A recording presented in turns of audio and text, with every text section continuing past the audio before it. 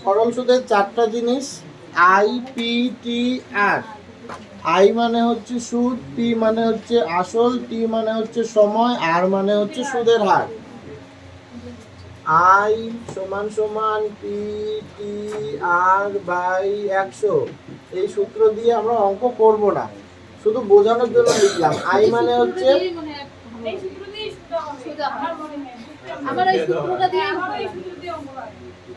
আমি যেটা পড়াবো সবসময় মনে রাখবো, ওইটাতেই লাভ হবে। হ্যাঁ, শুধু মনে হওয়াটা কি, মনে হওয়াটা হচ্ছে তোমার এখন মনে হচ্ছে, আর আমি সম্পূর্ণ সিলেবাস এর অভিজ্ঞতা থেকে বলতেছি এবং পরীক্ষার অভিজ্ঞতা থেকে বলছি। যেইভাবে পড়বো এটা একদম বাধ্য ছাত্রের মতো খুব সুন্দর করে প্র্যাকটিস করবা, তাহলে চাকরি কেউ আটকাইতে পারবে না। চলো, এই আই মানে হচ্ছে ইন্টারেস্ট মানে সুদ, পি মানে হচ্ছে প্রিন্সিপাল আসল, টি মানে হচ্ছে সময়, আর আর মানে হচ্ছে সুদের হার। তাহলে এই চারটা জিনিসের মধ্যে আমরা প্রথম দিন আর পড়ছি সুদের হার কিভাবে বের করতে হয়। যারা পড়ো নাই তাদেরও অসুবিধা কিচ্ছু নাই। এই এখন যে আমরা আরেকটা শিখবো, ওইটা দিয়েও তোমরা বাড়ি থেকে হোম টাস্কের মতো আগেরটা করতে পারবা। একটা অঙ্ক করবা, ওই দিয়ে সব চ্যাপ্টার সব অঙ্ক হবে। চলো, প্রথম অঙ্ক।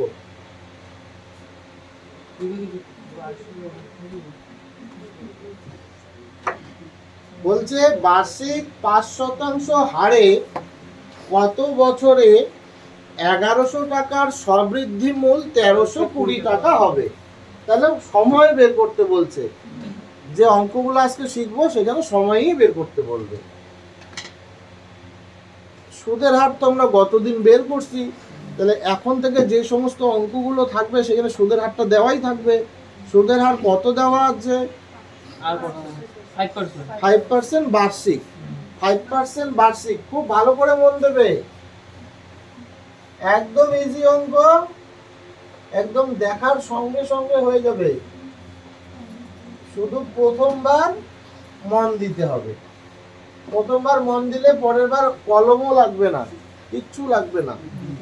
ওই যে সুদের হার বলা আছে 5% বার্ষিক, তাহলে আমরা লিখতে পারি 100 টাকার 1 বছরের সুদ 5 টাকা। লিখতে পারি 5% বার্ষিক সুদ মানে 100 টাকার 1 বছরের সুদ 5 টাকা। কারো আপত্তি আছে? নাই। এরপরে কি বলছে?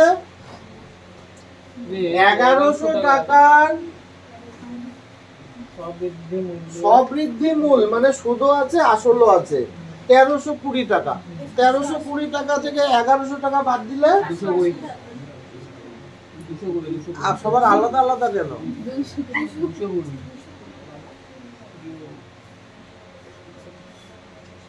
1300 কত ছিল? 1320। 1300 থেকে 1100 বাদ দিলে 200 আর 20, 220। তাহলে 1100 টাকার সুদ, 220 টাকা সময়টা বের করতে বলছে। তাহলে মিললো, গত দিনের মতোই সাজাইলাম। কি করতে হয়? যেইখানে কোশ্চেন মার্ক আছে সেখানকার সংখ্যাটা লিখতে হয়, গুণ চিহ্ন দিতে হয়। ভালো করে মন না দিলে কিন্তু ভুল হবে, আর ভালো করে মন দিলে একদম সহজ। কার কার মধ্যে সম্পর্ক? এই দুইটার মধ্যে। একবার মন দিতে হবে, পরের বার থেকে আর মন দিতে হবে না। এটা আমার ঢাকা আছে, ঠিক আছে? মানে সুদ হচ্ছে বেশি না কম ব্যাপার নাই, সুদ আমার একই হবে। যখন এইটা নিয়ে ভাববো তখন এইটার কথা ভুলে যাব। তার মানে সুদটা ফিক্সড। যদি আমি বেশি টাকা রাখি, তাহলে সময় কি লাগবে? একই পরিমাণ সুদ পাইতে যত বেশি টাকা রাখবো সময় তত কম লাগবে। যত কম টাকা রাখবো সুদ পাইতে কি হবে? সময় বেশি লাগবে। কে কে বোঝো নাই? যত বেশি টাকা রাখবো তত কম সময়ই তো সুদটা দিবে, আর যত কম টাকা রাখবো সুদ পাইতে কি বেশি সময় রাখতে হবে। ক্লিয়ার হয়েছে? তাহলে আসল আর সময়ের মধ্যে ব্যস্ত সম্পর্ক হইলো। কি সম্পর্ক হইলো? ব্যস্ত। এই যে বেশি টাকা রাখলে কম সময় লাগে, আর কম টাকা রাখলে বেশি সময় লাগে। এই যে উল্টা উল্টি ঘটনা, বেশি রাখলে কম লাগে, কম রাখলে বেশি লাগে, এটাকে ব্যস্ত সম্পর্ক বলে। আবারও বলছি, যত বেশি টাকা রাখবো সময় তত কম লাগবে, যত কম টাকা রাখবো সময় তত বেশি লাগবে, এটাকে ব্যস্ত সম্পর্ক বলে। তাহলে আসল আর সময়ের মধ্যে কি সম্পর্ক বর্তমান? ব্যস্ত। ব্যস্ত মানে আর উল্টাইতে হবে না, যেমন আছে তেমনই। তাহলে পরের বার থেকে অঙ্ক করার সময় সরল আর ব্যস্ত এটাও ভাববো না, এটার মধ্যে ব্যস্ত সম্পর্ক আছে, এটা উল্টাইতে হবে না, যেমন আছে তেমনই রাখবো। ক্লিয়ার হলো? এদের মধ্যে ব্যস্ত সম্পর্ক আছে মানে উল্টাইতে হবে না, সরল হলে উল্টাইতে হয়, হয়ে গেল। এবার এই দুইটার মধ্যে ভাববো, এই কথা আর ভাববো না। এই দুইটার মধ্যে বেশি সুদ পাইতে বেশি সময় লাগে, কম সুদ পাইতে কম সময় লাগে। তাহলে সরল সম্পর্ক হলো না? বেশি সুদ পাইতে বেশি সময় লাগে, কম সুদ পাইতে কম সময় লাগে। এই দুইটার মধ্যে যে সরল সম্পর্ক বর্তমানে আমরা গতদিনও করছি। তাহলে সরল মানে উল্টাবে, সরল মানে উল্টাবে। এদের মধ্যে ব্যস্ত মানে উল্টাবে না, আর এর দুটোর মধ্যে সরল মানে উল্টাবে। এইটুকুই, পরের বার থেকে আর কিছু নাই। শূন্য শূন্য কাটা, 11 2 22, 4 বছর 20, 4 বছর। 10% হার সুদে, যখন কিছু বলা না থাকে তখন এটা বার্ষিক। 10% হার সুদে মানে 100 টাকার 1 বছরের সুদ 10 টাকা। কি হচ্ছে 10% হার সুদে? আসল ও সুদের অনুপাত 10:3। তার মানে আসল যদি 10 হয়, সুদ হবে 3। কত বছরে? এখানে হচ্ছে কোশ্চেন মার্ক। ওই যে বলছিলাম মুখে মুখে তাড়াতাড়ি হবে, কিছু ভাবতে হবে না। কি কোশ্চেন মার্ক মানে 1 গুণ, এটা ব্যস্ত সম্পর্ক ছিল মানে কি পাল্টাবে না। আর এদের সরল সম্পর্ক ছিল মানে পাল্টাবে। ক্লিয়ার হলো? 2.0 এই জায়গাটা আছে না, 100 টাকা সুদ, 225 টাকার সুদ 16 টাকা। 225 টাকার সুদ 16 টাকা। আমি বলছিলাম যেই অঙ্কে বার্ষিক সুদের হার আর সময় সমান থাকে, লাস্টে গিয়ে আমার রুট করতে হয়। সুদের হার মানে কি? 100 টাকার সুদ কত বের করব, আর এই জায়গাটার জন্য লাস্টে গিয়ে রুট করতে হয়। শুধুমাত্র কোন অঙ্কে? যেই অঙ্কে বার্ষিক সুদের হার আর সময় একই দেওয়া থাকে। তাহলে কি এই দুইটার মধ্যে কি সম্পর্ক বর্তমান? যারা গতদিন আসো নাই, আসল যত বেশি হবে সুদ তত বেশি হবে, মানে সরল সম্পর্ক বর্তমান। সরল সম্পর্ক হলে উল্টায় যায়, লাস্টে কি করতে হয়? রুট করতে হয়, তাই না? প্রথমে রুট চিহ্নটা দিয়ে দিচ্ছি। 16 রুট করলে 4 হয়, 100 রুট করলে 10 হয়, 225 রুট করলে 15 হয়। 16 রুট করলে 4 হয়, 100 রুট করলে 10 হয়, 225 রুট করলে 15 হয়। 3 5 15, 5। তাহলে 8/3। 3 2 6, 7 8/3। যে বুঝবা না বলবা, হ্যাঁ? আমিও একটু হাঁপিয়ে গেছি। বার্ষিক 25% সরল সুদে কি লিখবো এটাকে? 100 টাকার 1 বছরের সুদ 25 টাকা। কোন আসল সুদে মূলে 4 গুণ হবে। সুদে মূলে 4 গুণ মানে যদি আমার 1 টাকা আসল হয়, সুদে মূলে হবে 4 টাকা। তাহলে সুদ কয় টাকা হইলো? 3 টাকা সুদ হইলো। সুদে আসলে 4 টাকা। 1 টাকা যদি আসল ধরি, সুদে আসলে হয় 4 টাকা, তাহলে সুদ কত? 3 টাকা। সুদ প্লাস আসল 4 টাকা, তার মধ্যে 1 টাকা হচ্ছে আসল, তাহলে 3 টাকা সুদ। তুমি বুঝেছো?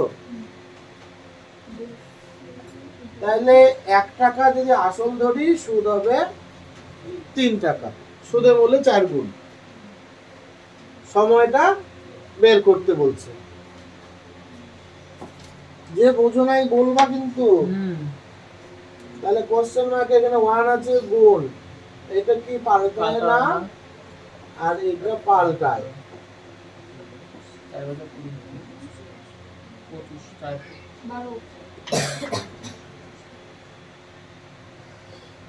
শেষ। 8% হার সুদ, 100 টাকার 1 বছরের সুদ 8 টাকা। আসলের 5 ভাগের 2 ভাগ, মানে আসল হচ্ছে 5, সুদ হচ্ছে 2। সুদ বলছে 2/5 গুণ, মানে নিচেরটা হচ্ছে আসল। 5 যদি আসল হয় সুদ হবে 2। তোমার নাম কি যেন? নাম অংশুমান। বলো, বুঝেছো এটা? সুদ হবে আসলের 5 ভাগের 2 ভাগ বলা আছে, তাহলে আসল 5 টাকা হলে সুদ হবে 2 টাকা। সময় বের করতে বলছে। কি করছিলাম, 1 গুণন, এটা পাল্টাবে না আর এটা পাল্টাবে, এই তো। ঠিক আছে, 5 20 100, 4 2 8, 4 5 20, 5 বছর। মানে 6 বছর পরে সুদ আসলের 30%, আসল 100, সুদ 30, সময় 6। বুঝলে? 6 বছর পরে সুদ আসলের 30%। কে কে বোঝো নাই প্রথম লাইনটা? 6 বছর, আসল 100, সুদ 30। কত বছর পরে আসলের সমান হবে? আসল 100, সুদ 100, কত বছর? সুদ আর আসল সমান হয়েছে?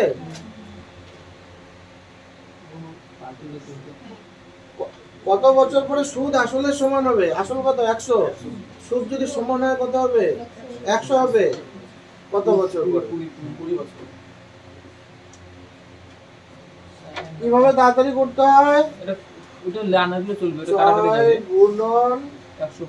এইখানে আমি গতদিন বলছিলাম যদি একই মান আসে তাহলে এটার প্রয়োজন নাই, লেখার প্রয়োজন নাই। উপরে যত নিচেও তত, কাটাকাটি গেলে 1 হবে। এটা আমাদের আর প্রয়োজন নাই, এইটা প্রয়োজন আছে। এটা কি পাল্টায় যায়, তাই না? 100/30। এটা দিয়ে অঙ্ক করার প্রয়োজন নাই, যদি উপরে নিচে একই থাকে ওটা দিয়ে অঙ্ক করার প্রয়োজন নাই।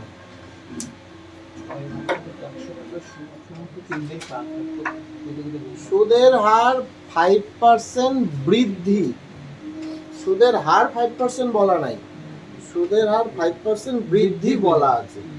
তাহলে আমরা দেখো, ভালো করে মন দেবে, হ্যাঁ। 100 টাকার 1 বছরে সুদ নয়, সুদ বৃদ্ধি, সুদ বৃদ্ধি হচ্ছে 5 টাকা, সুদ বৃদ্ধি হচ্ছে 5 টাকা, সুদ কিন্তু নয়। 100 টাকার 1 বছরে সুদ বৃদ্ধি হচ্ছে 5 টাকা। বলছে 1000 টাকার কত বছরে সুদ বৃদ্ধি হবে 80 টাকা? 1000 টাকার কত বছরে সুদ বৃদ্ধি হবে 80 টাকা? হবে সূত্র দিয়ে? হয়তো সূত্র দিয়ে হবে, সূত্রই তো দেওয়া নাই, বোঝো নাই?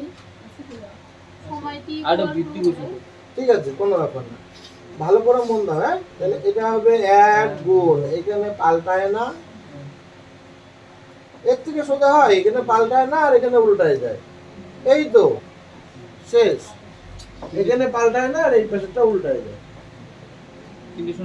2 একে 3, 3, 8/5, 5 দিয়ে ভাগ করলে 5 × 5, 6 7, 8/5। কত যেখানে বুঝবো না বলবা। হ্যাঁ, একটা মূলধন 4 বছরে দ্বিগুণ হয়, 4 বছরে দ্বিগুণ হয়, মানে 1 টাকা যদি আসল 4 বছরে দ্বিগুণ মানে 2 টাকা হয়, তাহলে সুদ কত? 100 টাকা, মানে 1 টাকা। 1 টাকা দ্বিগুণ হয় মানে 2 টাকা হয়, তাহলে সুদ কত? 1 টাকা না? সুদে আসলে তো দ্বিগুণ হবে। তুমি 1 টাকা রাখলা ব্যাংকে, তোমাকে ঘোরাই দিল 2 টাকা, তাহলে সুদ কয় টাকা দিল? 1 টাকা দিল। তাহলে কোনো আসল 4 বছরে সুদে আসলে দ্বিগুণ হয় বা দ্বিগুণ হয়, কত বছরে 5 গুণ হবে? মানে 1 টাকা কত বছরে 4 টাকা সুদ হবে? 1 টাকা রাখছো, 5 টাকা ঘুরাই দিছে, তাহলে সুদ দিছে 4 টাকা। বলো তখন, ঠিক আছে? 5 গুণ 1 টাকা রাখছো, 5 টাকা ঘুরাই দিছে, তো সুদ কত টাকা দিল? 4 টাকা দিল। 1 টাকা তো তোমার আসলই ছিল, তুমি ব্যাংকে 1 টাকা দিছো, তোমাকে 5 গুণ মানে 5 টাকা দিছে, তাহলে সুদ দিল 4 টাকা। বলছে কত বছরে। আচ্ছা, এটা একই আছে তাই না? এটা দিয়ে অঙ্ক করতে হবে না। তাহলে 4 গুণন, এটা কি হয়, উল্টাই যায় তাই না? 4/1। ক্লিয়ার হলো? নিজে নিজে করতে বলছি। আর 8 নম্বরটা করার সময় আমরা দেখছি বাদিকে 1 1 থাকে, ওইটা দিয়ে অঙ্ক করার প্রয়োজন পড়ে না। তাই যদি বারবার প্র্যাকটিস করো তাহলে 10 নম্বর অঙ্কটা কিভাবে আরো তাড়াতাড়ি হবে সেই দিকে মন দাও। বলছে 7 বছরে 3 গুণ হয়, তার মানে সুদ হচ্ছে 2 টাকা। 1 টাকা দিলে 3 টাকা ঘুরাই দিবে, সুদ কত? তাহলে 7 বছরের সুদ 2 টাকা। জানতে চাইছে কত বছরে 5 গুণ হবে, মানে 4 টাকা সুদ হবে কত বছরে?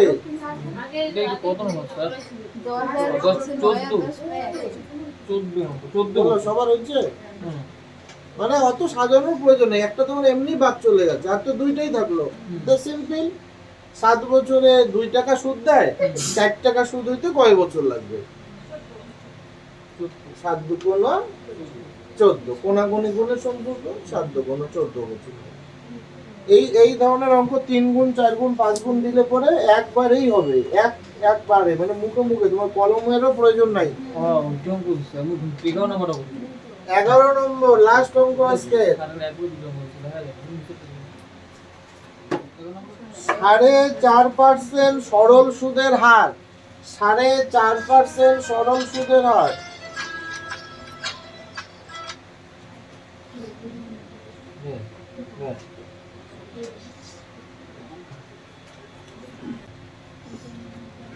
সাড়ে 4% সরল সুদের হারে, মানে 100 টাকার 1 বছর সুদ 4.5 টাকা।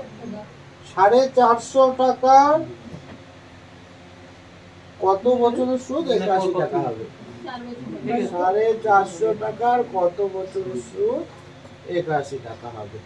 তাড়াতাড়ি করো, আমরা শিখছি 1 গুণন, এটা উল্টাবে না আর এইটা উল্টাবে। হ্যাঁ, পয়েন্ট তোলার জন্য উপরে 10। তুমি 11 নম্বরটা পুরি 11 নম্বরটা পুরি